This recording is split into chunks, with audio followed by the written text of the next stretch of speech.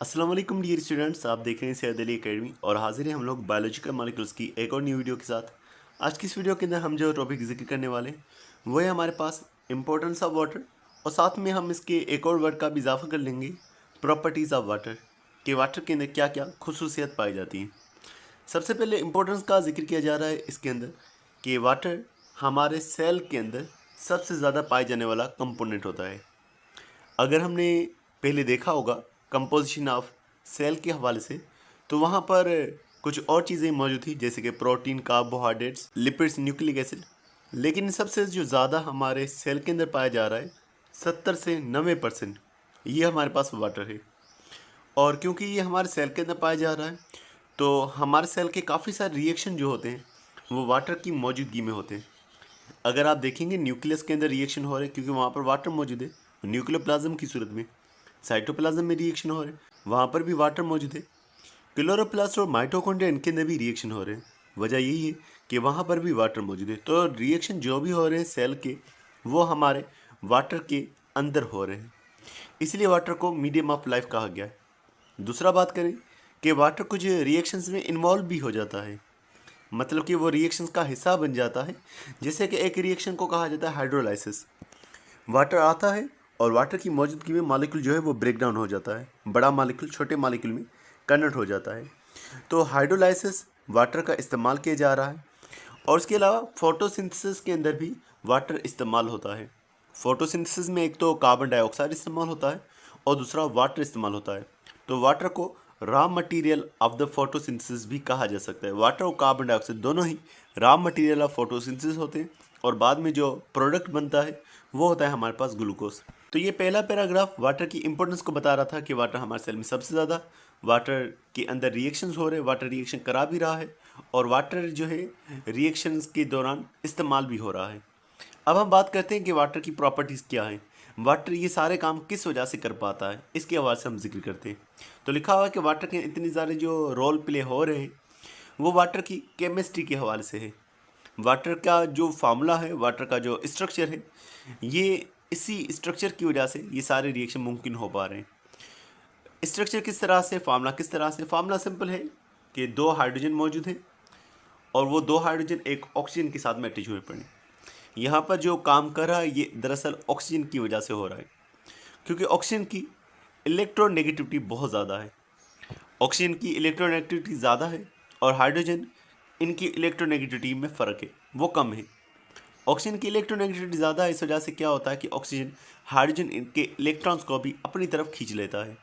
Normally एक atom के अंदर जितने इलेक्ट्रॉन होते हैं उतने ही प्रोटॉन होते हैं, लेकिन जब इलेक्ट्रोनेगेटिविटी का फ़र्क आ जाए, ऑक्सीजन की इलेक्ट्रोनेगेटिविटी ज़्यादा है तो ऑक्सीजन हाइड्रोजन के इलेक्ट्रॉन को अपनी तरफ खींचेगा, तो ऑक्सीजन के ऊपर हल्का सा जो है नेगेटिव चार्ज आ जाएगा, और क्योंकि हाइड्रोजन से इलेक्ट्रॉन दूर गए हैं तो उसके ऊपर हल्का सा पॉजिटिव चार्ज जो है ये डेवलप हो जाएगा।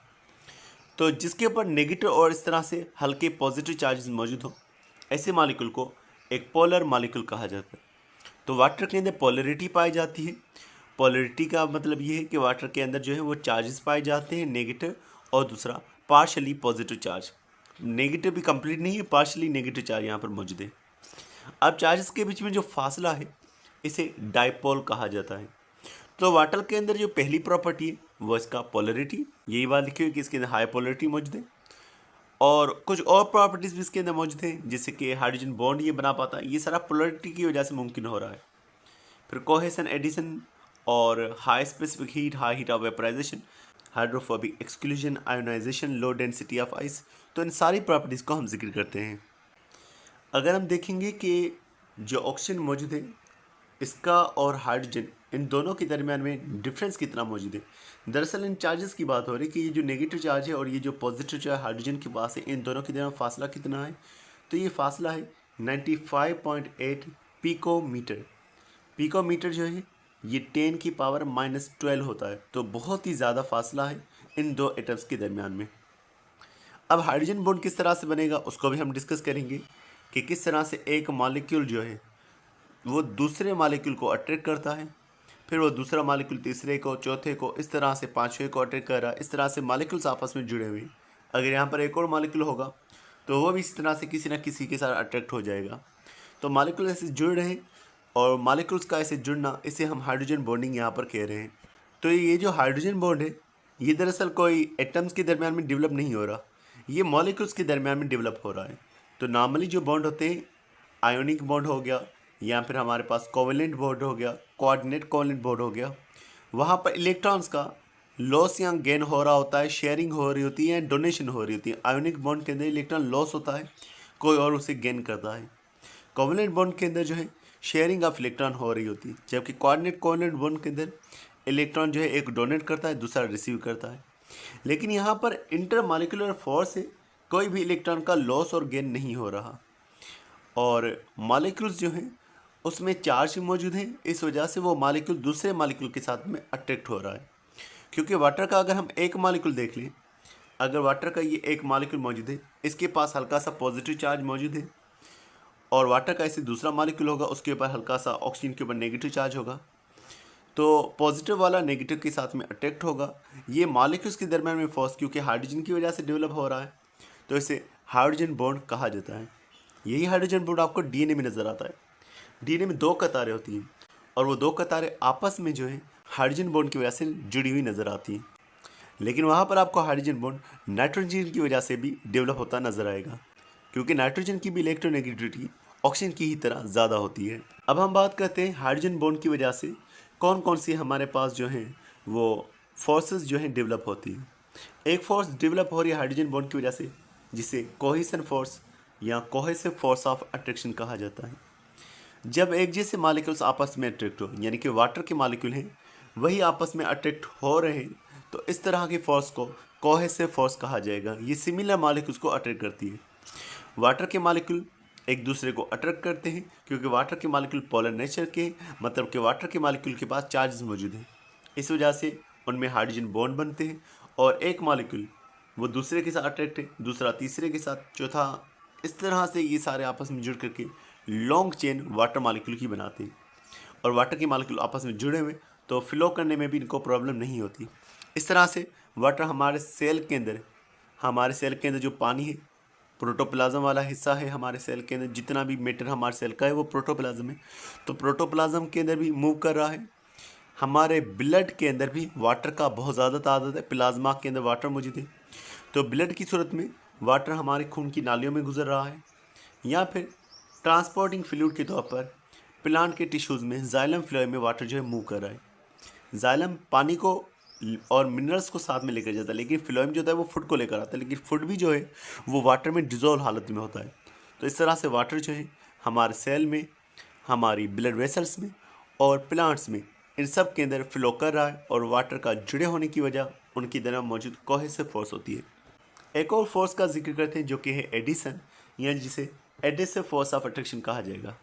जब एक मॉलिक्यूल अपने ही जैसे मॉलिक्यूल के साथ जुड़ा हुआ तो वो तो कोहेसिव फोर्स थी, लेकिन अगर एक मॉलिक्यूल दूसरे मॉलिक्यूल के साथ में जुड़ रहा है तो इस तरह की डिसिमिलर मॉलिक्यूल्स के दरम्यान में जो फोर्स बनती है उसे एडिसिव फोर्स या एडिशन कहा जाता है। मिसाल के तौर पर यहाँ पर एग्जांपल दी हुई कि वाटर का मॉलिक्यूल ये आपस में जुड़े हुए कोहेसिव फोर्स की वजह से, चलो ठीक, लेकिन यही वाटर की मॉलिक्यूल, ये जो प्लांट का टिश्यू है जाइलम, इस जाइलम के वॉल में कुछ मॉलिक्यूल्स हैं, उनमें भी चार्जेस हैं, तो ये जाइलम के चार्जेस वाले मॉलिक्यूल्स के साथ में भी जुड़े हुए हैं। तो जब एक जैसे मॉलिक्यूल्स के साथ जुड़े हुए हैं वो कोहेसिव और पोलर नेचर की वजह से चार्जेस मौजूद हैं, वो दूसरे मॉलिक्यूल्स को भी अट्रैक्ट कर सकती हैं जिनमें चार्ज मौजूद होगा, तो दूसरे मॉलिक्यूल के साथ जुड़ जाना ये एडिसिव फोर्स जो है कहलवाएगी। अब इसका फ़ायदा क्या हो रहा है? फ़ायदा ये हो रहा है कि वाटर जो है अपवर्ड मूव कर रहा है इन वेसल्स के ज़रिए से, और बैकवर्ड फ्लो उसका नहीं हो रहा, वो नीचे नहीं गिरा वाटर, वो अपवर्ड डायरेक्शन में ही ट्रांसफ़र हो रहा है। आगे लिखा हुआ यहाँ पर कि कोहेसन और एडिशन दोनों की वजह से वाटर जो है वो अपवर्ड मूव कर रहा है। कोहेसन वाटर को जोड़ रही है, वाटर के मॉलिक्यूल को जंजीर की सूरत में जोड़ रही है, और एडिशन वाटर को चिपका के रख रही है ताकि वो गिरे नहीं। स्पेसिफिक हीट कैपेसिटी क्या होती है? हमारे पास वाटर का एक मॉलिक्यूल मौजूद है और वो 1 ग्राम के अंदर मौजूद है। हम चाहते हैं कि उस 1 ग्राम का टेम्परेचर 1 सेल्सियस बढ़ जाए। कोई भी सब्सटेंस अगर है उसका 1 ग्राम हमारे पास मौजूद है, 1 ग्राम का टेम्परेचर 1 सेल्सियस बढ़ जाए, मिसाल उसका 15 सेल्सियस टेम्परेचर था, 15 से वो 16 सेल्सियस हो जाए। अब इस टेम्परेचर को बदलने के लिए जितना हीट हमें चाहिए होगा वो स्पेसिफिक हीट कैपेसिटी कहलवाएगा। वाटर की प्रॉपर्टी लिखी हुई कि इसके अंदर हाई स्पेसिफिक हीट है, यानी कि वाटर को बहुत ज़्यादा हीट चाहिए तब जा कर के वाटर का टेम्परेचर जो है वो चेंज होगा। वजह क्या है? वाटर पोलर नेचर का है और पोलर नेचर की वजह से इसके अंदर हाइड्रोजन बॉन्डिंग मौजूद है, तो ज़्यादा एनर्जी दरकार है इसके अंदर चेंजेस लाने के लिए, टेम्परेचर को बदलने के लिए भी बहुत ज़्यादा एनर्जी चाहिए। तो वाटर को बहुत ज़्यादा हीट एनर्जी चाहिए तब जा कर के ये वार्म अप होगा। अब इसके बारे में लिखा हुआ है कि हाई स्पेसिफिक हीट कैपेसिटी की वजह से जो वाटर है वो टेम्परेचर में मेंटेन हुआ पड़ा है। अब इसकी वजह क्या है कि मिसाल के तौर पर हमारा जो प्रोटोप्लाज्म है, हमारा सेल जो है, उसके अंदर एंजाइम्स होते हैं और वो टेम्परेचर सेंसिटिव भी होते हैं। अगर वाटर का थोड़े ही हीट एनर्जी के हासिल होने पर टेम्परेचर बढ़ जाता तो उस सूरत के अंदर हमारे पास प्रॉब्लम ये हो सकती थी कि हमारे एंजाइम काम करना बंद कर देती। तो वाटर को बहुत एनर्जी चाहिए तब जाकर के टेम्परेचर में चेंज आएगा और इस वजह से हमारा जो सेल है वो स्टेबल रह रहा है। वरना हमारे सेल के अंदर रिएक्शन होते रहते हैं, एनर्जी बनती रहती है और उस एनर्जी की वजह से टेम्परेचर बढ़ भी सकता था, लेकिन क्योंकि वो एनर्जी इतनी ज़्यादा नहीं है और वाटर को उसका टेम्परेचर चेंज करने में ज़्यादा एनर्जी चाहिए, तभी हमारा सेल जो है वो मेंटेन पड़ा हुआ है। फिर वाटर की एक और प्रॉपर्टी का जिक्र है, वो है high heat of vaporisation. Water को वेपर्स में बदलने के लिए भी ज़्यादा हीट रिक्वायर्ड होती है।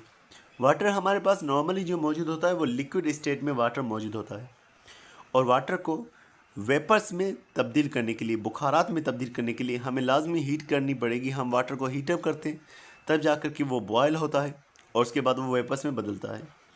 तो वाटर जो है उसे वेपर्स में बदलने के लिए हमें बहुत ज़्यादा हीट चाहिए और इसकी वजह से क्या हो रहा है, वाटर की दोबारा से स्टेबिलिटी हमारे सेल के अंदर रह रही है।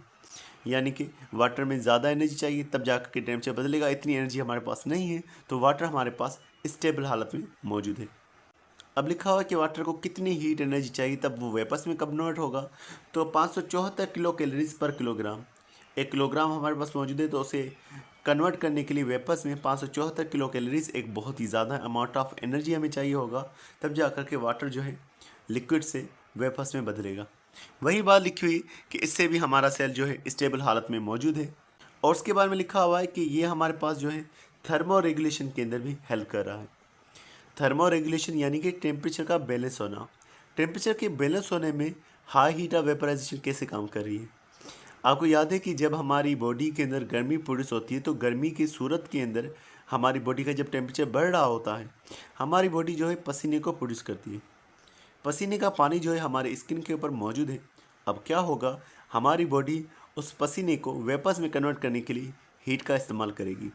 तो उस सूरत में बहुत सारे हीट हमारे लिक्विड पसीने को वेपर्स में बदलने के लिए खर्च हो जाएगी। इस तरह से हमारी बॉडी से जो है वो गर्मी बाहर चली जाएगी। तो ये हमें कूलिंग इफेक्ट प्रोवाइड करता है जब एवापोरेशन होगी पसीने की, या फिर प्लांट के अंदर ट्रांसपायरेशन होगी। प्लांट में भी वाटर जो है वो लॉस होता है, तो वाटर को लॉस करने के लिए गर्मी का इस्तेमाल होगा, बहुत ज़्यादा हीट जो है वो बाहर की तरफ लॉस हो जाएगी।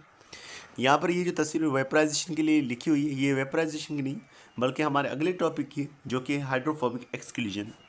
हाइड्रोफोबिक एक्सक्लूजन क्या होता है?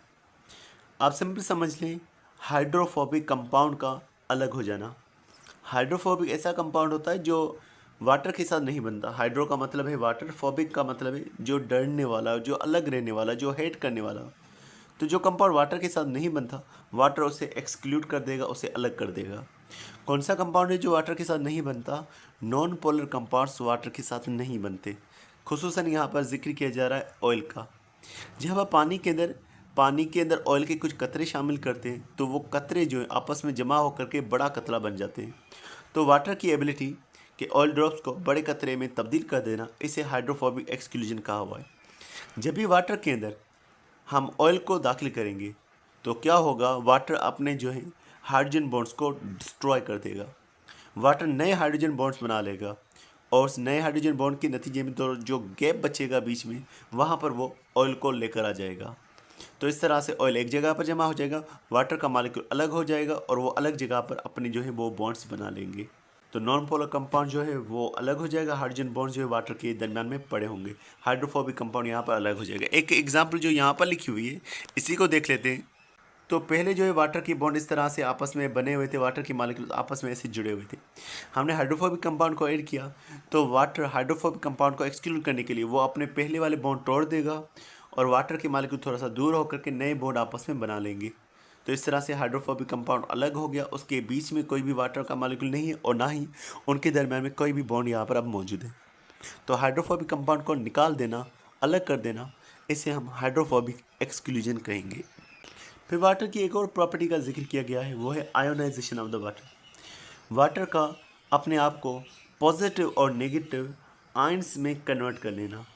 वाटर अपने आप को H पॉजिटिव और OH नेगेटिव आयंस में कन्वर्ट कर लेता है और ये चीज़ रिवर्सिबल में, यानी कि फिर वाटर का मॉलिक्यूल आपस में दोबारा जुड़ भी जाता है। H पॉजिटिव और OH नेगेटिव वापस में जुड़ भी जाते हैं ताकि इक्विलिब्रियम मेंटेन रहे, वाटर का अमाउंट मेंटेन रहे। वाटर के अंदर आयनाइजेशन की प्रॉपर्टी है, इसका फ़ायदा क्या है? इसका फ़ायदा ये है कि वाटर जो है एसिड और बेस दोनों के तौर पर काम कर सकता है। जब कोई मॉलिक्यूल H पॉजिटिव आयन दे रहा होता है वो एसिड होता है। वाटर जब H पॉजिटिव दे रहा है यानी कि वो एसिड के तौर पर काम कर रहा है, और जो मॉलिक्यूल OH नेगेटिव के आयन्स दे रहा होता है वो बेस होता है।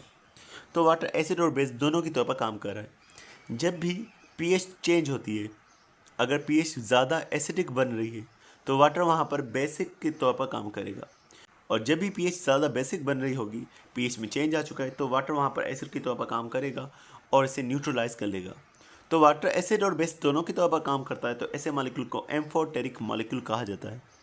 और वाटर pH को कंट्रोल कर रहा है, तो जो pH को कंट्रोल करेगा उसे बफर कहा जाता है। तो वाटर बफर के तौर पर जो है pH को कंट्रोल कर रहा है, और वाटर एक एम्फोटेरिक एसिड बेस दोनों के तौर पर काम कर सकता है।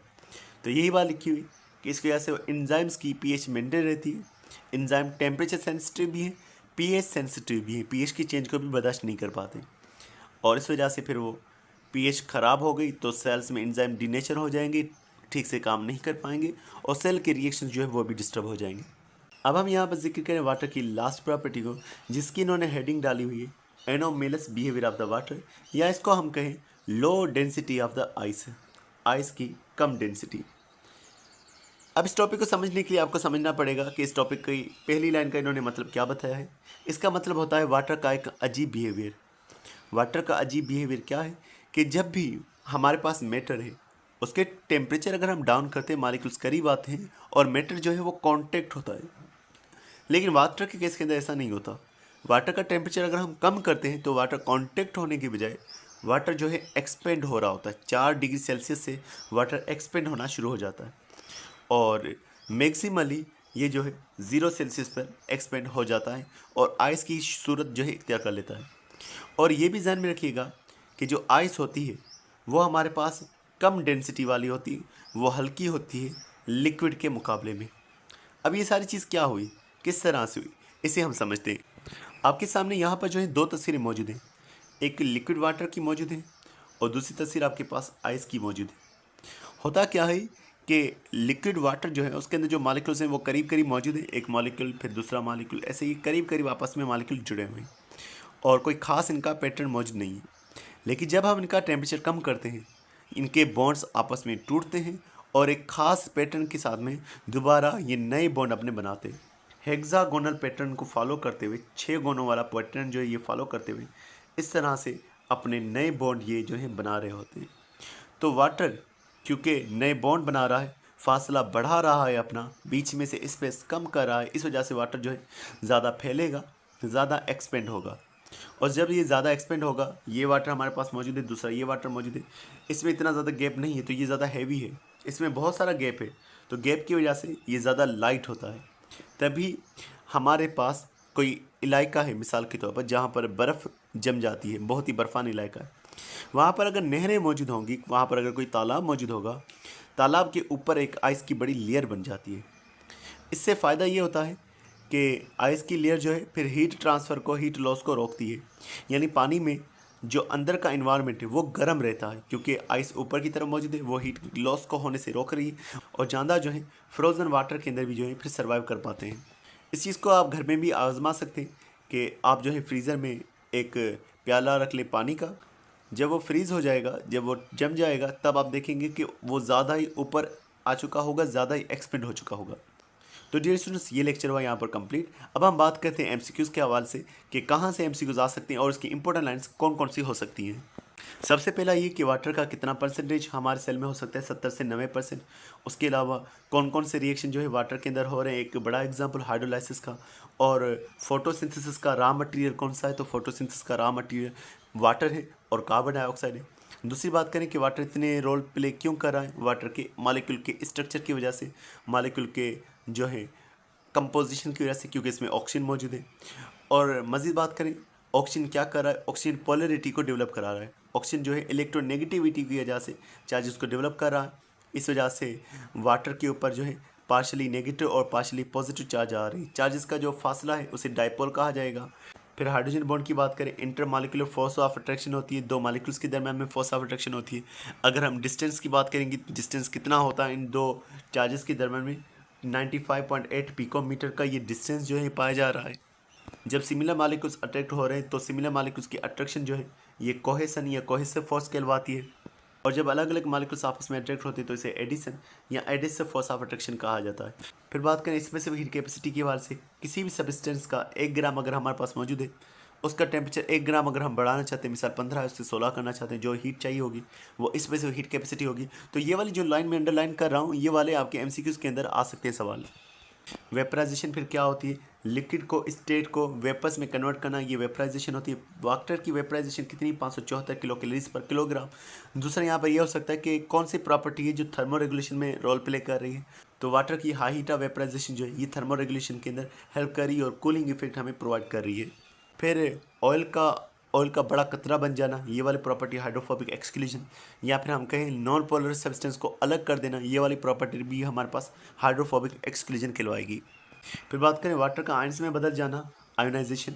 और एम्फोटेरिक जो एसिड बेस दोनों के तौर पर काम करे, जो पीएच को मेंटेन कराए वो बफर कहलवाएगा।